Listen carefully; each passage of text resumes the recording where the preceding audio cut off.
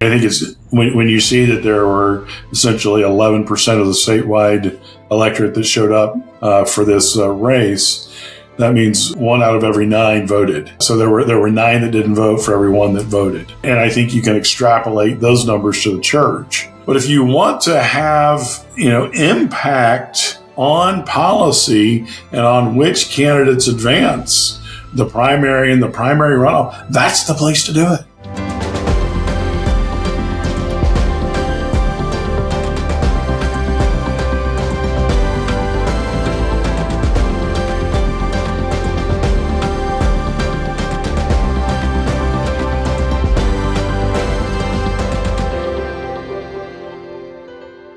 All right, welcome to the Palmetto Family Matters podcast. And we are delighted to have with us today our Executive Vice President, Mr. Randy Page. And we want to talk about the race for the primary for the U.S. Senator race that took place yesterday here in the state of South Carolina. And we had 9 individuals in this race.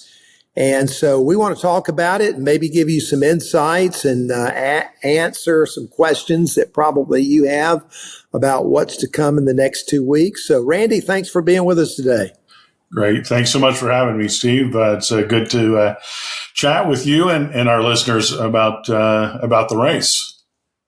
Well, Randy, you've been, how many races have you seen, been a part of, made comments on over your lifetime? Can you count them all? It's been way too many. It's goes back a good bit. I was very active even in high school, and as a volunteer working in different campaigns. So I'm not that far removed from high school. Actually, I am. But so there've been a few races, a lot of wins, a lot of losses. Learned a lot of lessons.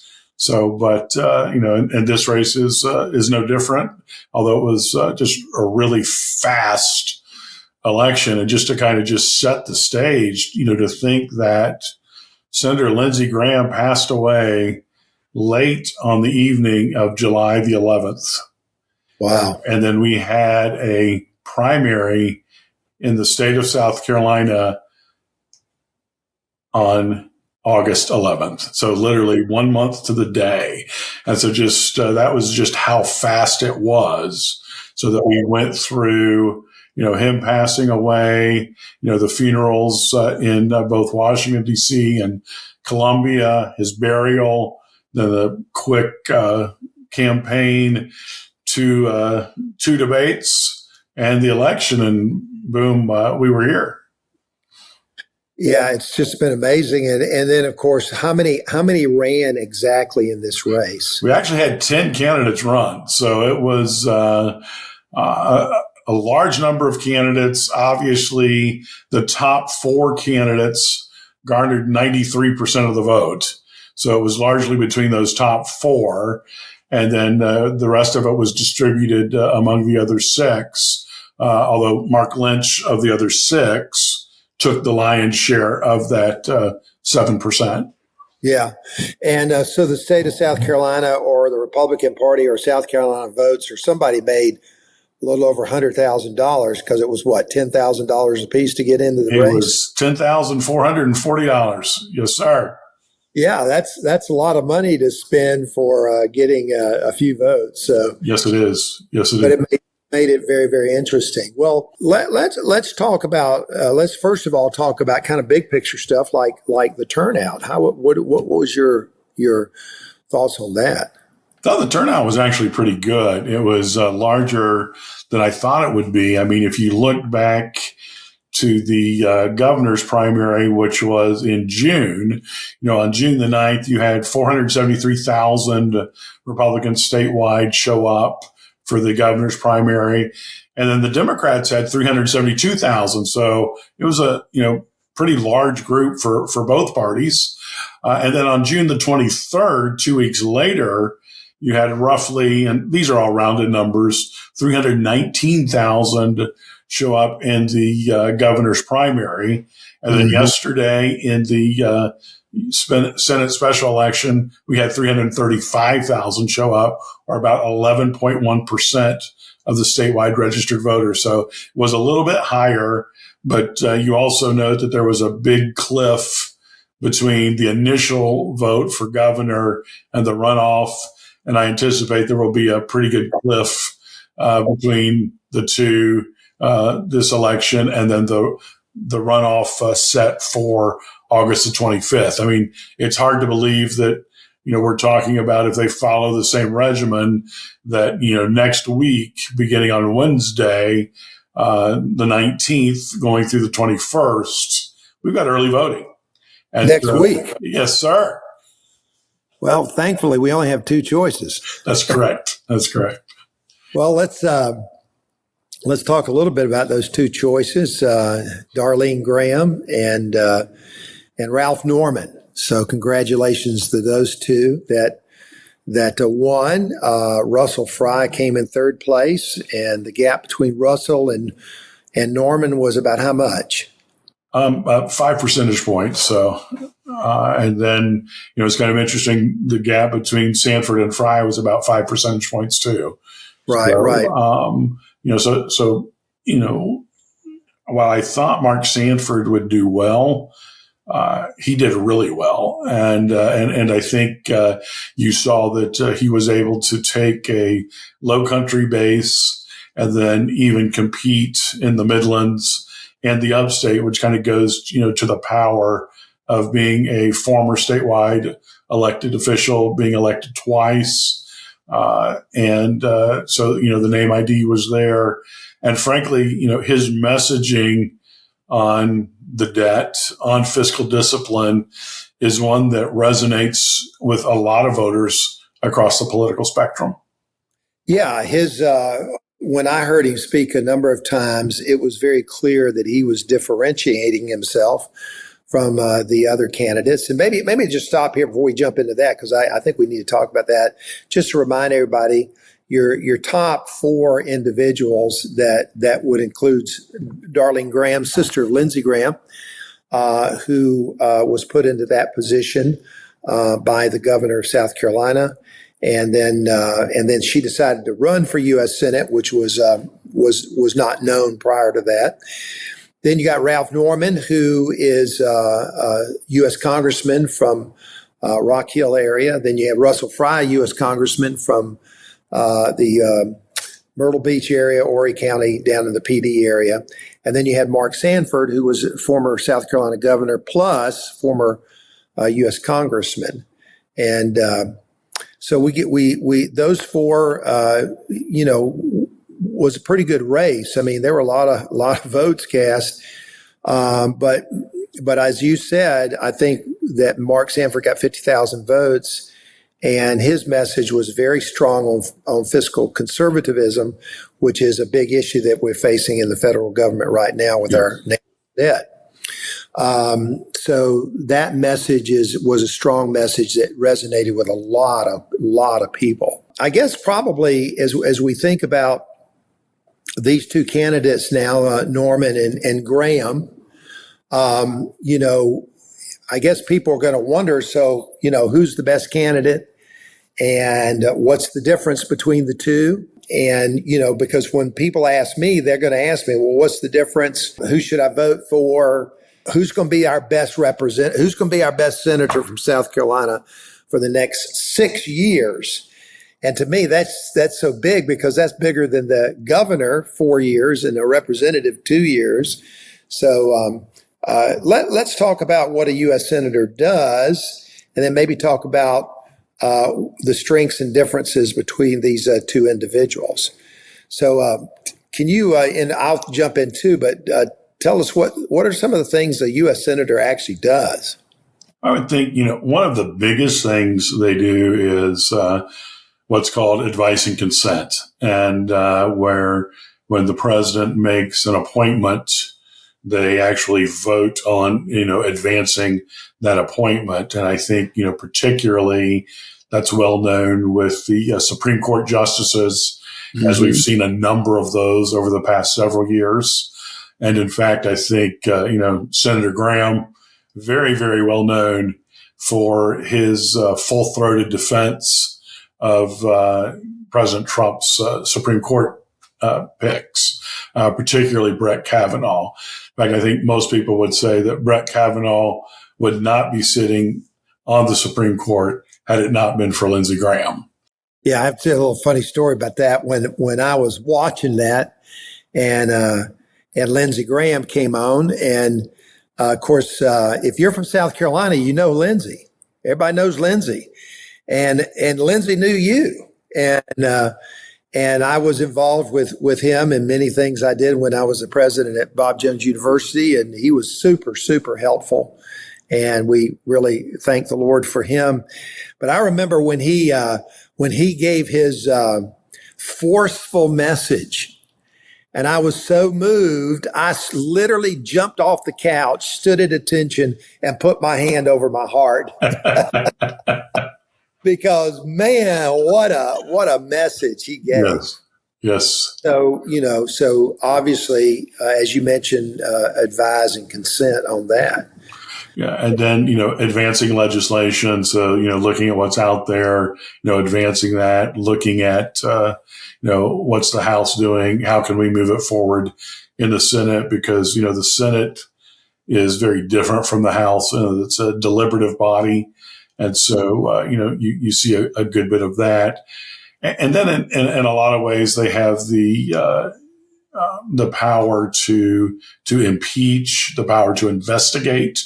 That while the House has while the House has the power to impeach, the Senate has the power to convict. So that's, really the kind of the differences between that. So that, when you look back at some of the presidential impeachments, whether it was, Clinton or Trump, depending on, what went on, it was done in the House where they were impeached, but they weren't convicted. And so that's kind of the big difference.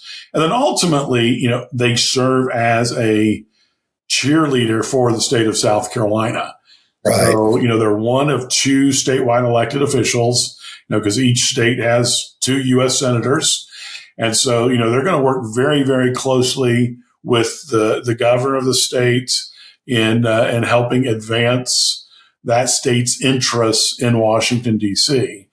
And then also work with in South Carolina's case, the 7, U.S. House members, so that, South Carolina is continuing, to get what they need, how they need it.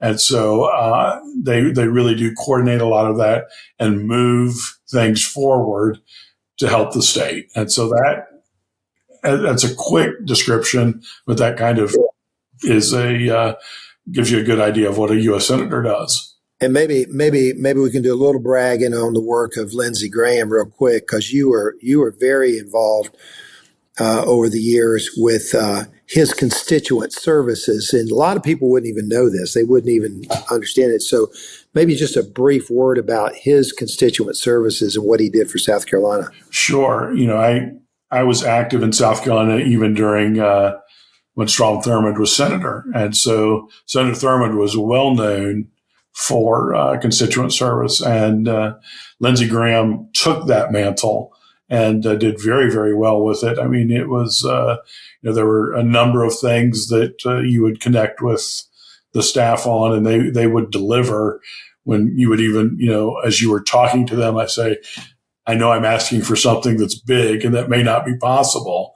And time and time again, they delivered. And so I think that was something that Lindsey really took to heart, had a solid staff that, remained with him, some of them since he was a U.S. congressman. And so that's just unheard of on the Hill to have that kind of staff cohesion. And as they build those relationships, that helps them be able to better deliver for South Carolina. And so we saw that with Lindsey day in and day out. Yeah, and I think that says a lot when people are voting for someone. Typically you vote, but what's their position on this? What's their position on that? Which is important because that's where the making of laws comes into being. Correct. and that kind of thing. But being able to serve the state, is a whole nother side to it that a lot of times people don't realize. Right. And so anyway, as we look then, as we talk about Darlene Graham and we talk about Ralph Norman, let's just say a few words about maybe we can talk about a little bit of, are they going to be different on their positions about things? Are they going to be very similar? Maybe a little that because people are going to wonder what's the difference. Sure. Sure. I think they'll be similar and different. So I know that's a crazy way to say it, but they'll be similar but different. I think Senator Graham has, served as head of the Commission for the Blind for a number of years. And so that has been, her service to the people of South Carolina. And so you can, kind of look at that record and kind of see what she's done there and move forward there. With Ralph, having served in both the State House and in the U.S. Congress, Ralph is very, very well known for being a very strong fiscal conservative. And the debt and the deficit and all those things are very important to him, which is interesting when you're kind of talking about where Mark Sanford's vote came from. But then he's also a very strong social conservative. Senator Graham has, obviously rolled out a number of positions in her short time of being a U.S. Senator and said that, she would, stand up for social issues. But, that's obviously you've got to see that the proof is in the pudding, as they say. And so, that's to be seen. But I do think, from the perspective of looking at a legislative record, Ralph Norman has a very solid legislative record. He has a very solid record of leading on both fiscal and social issues. And so that, in the remaining time, it really is for Senator Graham to make the case that she can lead and that she can lead well on these issues. Yeah, so it would be, just looking at it the best I can objectively, obviously Ralph Norman has more experience both in the State House and in Washington. And obviously Darlene has led an organization, and she obviously is going to have the affinities of what her brother did. Correct. And that would be very natural. And whether it's the constituent services or his position on particular issues. But Ralph is quite clearly stronger in those particular areas from his past. We know his history. We know his voting record that has come out very, very clear. So I think it comes down to what does South Carolina need at this time? So maybe you can give us because you've got such long-standing experience. When we look at the state of South Carolina and we look at the United States of America, so for example, was it yesterday or day before yesterday, the governor of Massachusetts signed into law the legalizing of abortion up to the time of birth.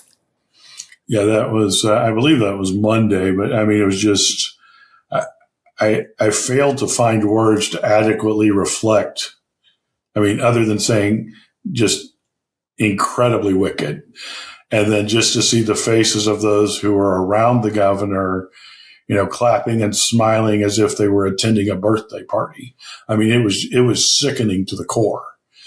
And so, but that is Massachusetts. That's what you see in some of these other states. And so, it does bring to bear, things that would happen on the federal level, particularly on the issue of abortion. And the question is there a role for the federal government to play on abortion post-obs? And the answer is yes. And I think that was something that, Senator Lindsey Graham made very, very clear. And I would hope that as we, move forward, that's something that, while we're working at the state level to protect life, that, our U.S. senators, Tim Scott, and then whoever emerges, would continue to defend life at every opportunity that they're presented in the U.S. Senate. Yeah, so today is not the day of weakness. Today is the Correct. day of strength. And Correct. especially, it's interesting being a conservative because, conservatism is just not one position. Correct. And, you've got a lot of people on this line here. And when you look at the fact that Massachusetts, who, by the way, was the 11th state in the union to hold that position, South Carolina has to have strength. Yes. And it would seem to me we must have a very strong U.S. senator from South Carolina, and because he represents the entire state, and it seems to me could be very influential in that particular area. Absolutely. And I think those kinds of issues are going to continually emerge on the state and federal level. And, while we're working at the state level to enact change, it's our hope that whoever is elected to be the next U.S. senator would take that mantle and run with it because, I appreciate, the work that's done, by our state legislature. And obviously, as we look forward to, we've got a new governor and a new attorney general that we haven't had for a while. So there's going to be a lot of change in South Carolina. And so just really kind of seeing that more conservative bent, both at the federal level and at the state level, is something that I think grassroots supporters across South Carolina, faith voters, have been fighting for years and for decades. Mm. Well, one of the things that I think actually kind of shocks people, and I'm speaking now about Christian people because, our mission at Palmetto Family is to be the voice for biblical values and the centers of influence in South Carolina. And our values are basically core biblical principles that are found in the first 11 chapters of Genesis. First of all, the creation of life, that we are directly created by God. The marriage and family. Number two, God made male and female, and so all the issues of sexuality, that we are in gender what we were in birth as we came into the world.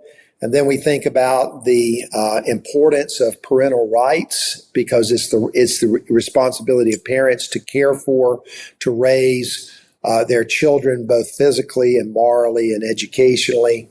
And when we think of human flourishing, which is another principle, not necessarily making a lot of money, but putting people in a place where they can grow and flourish, which I believe, and I've been studying up on this, our founders, when they started the country, they had very strong economic principles of what would make the country succeed financially. And then our principle of a just government who makes good, sound laws and upholds those laws.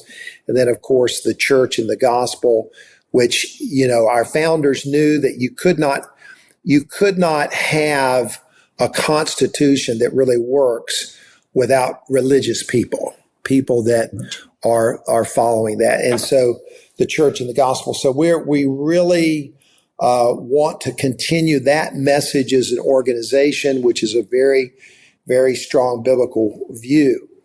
And yet in South Carolina, when you look at the percentage of people that come out to vote, we're talking about a 10%, 11% number, 12%, which means the question is, where's the other 90%? They ain't showing up. And in that 90%, there are Christians. Absolutely. So let's just talk briefly about civic responsibility. And I know that's been a big thing that you've emphasized over the years. Absolutely. I mean, I think it's when you see that there were essentially 11% of the statewide electorate that showed up for this race, that means, 1 out of every 9 voted.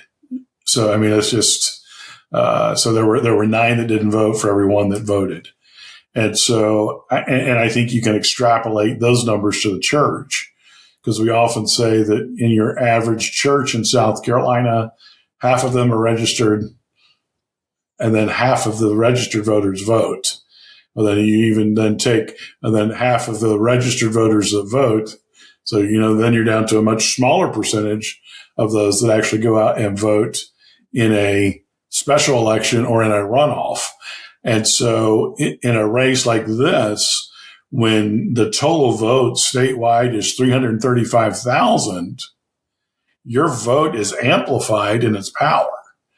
And so it has always frustrated me when people talk about, well, I really don't want to mess around with the primaries. I'll just vote in November for whoever my party, nominates. Well, at that point, it's kind of useless.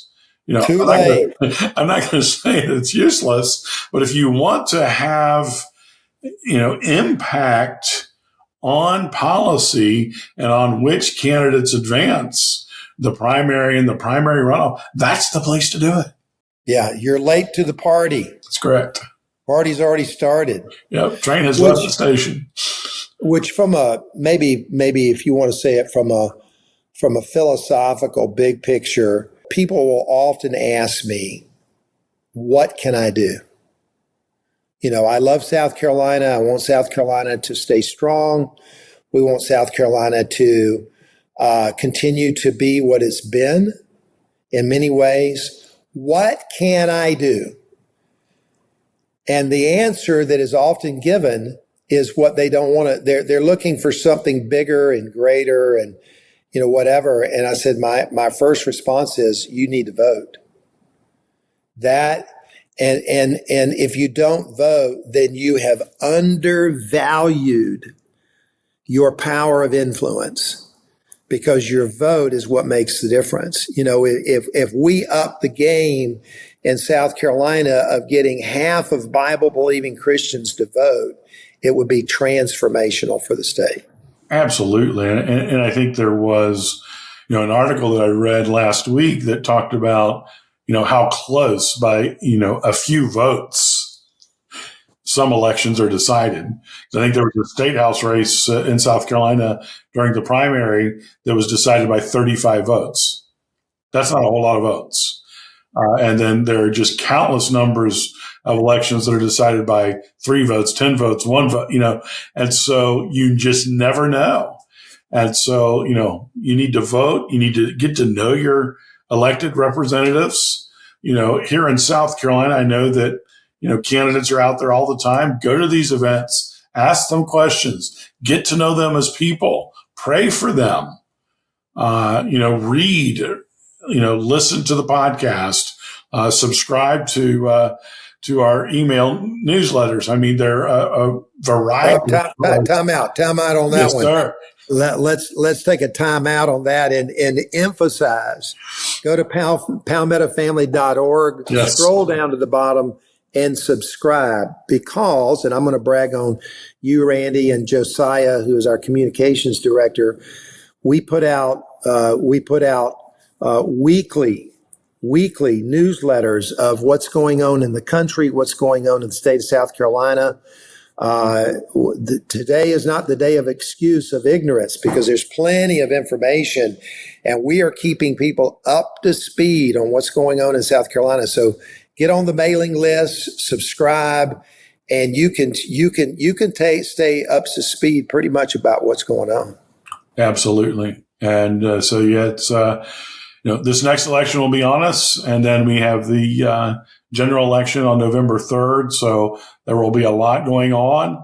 And then the General Assembly will come into session in early January 2027. So a lot happening, and just really looking forward to what's going to happen and how the Lord moves and how the Lord directs. And obviously for all of us at Palmetto Family, we want you to stay involved and ask questions, and look forward to helping you as you connect to legislators and to leaders in South Carolina. Well, thank you, Randy. So I'm going to wrap it all up here. So next week, Wednesday, Thursday, and Friday is going to be early voting for the decision of who's going to run for U.S. Senator in the Republican Party. And then the voting is going to be in 2 weeks, and that's going to be August 25th. August 25th. And so there are two people to vote for, Darlene Graham and Ralph Norman. Darlene Graham's sister, Lindsey Graham, Ralph Norman, U.S. Congressman from Rock Hill. And one of those two will then be in the race against the Democratic nominee, who is Dr. Annie Andrews. Yeah. Annie Andrews from down in the Low Country. And she is definitely a Democrat from South Carolina. And so it is important that those of you that hold to strong, sound biblical values go out and vote for the best person who's going to be strong. They're going to be strong for South Carolina, and they're going to help us as we move forward in the future. So thank you, Randy. Thank you for your time, and may the Lord bless all of those who have been listening, and may the Lord bless South Carolina. God bless you. Thank you.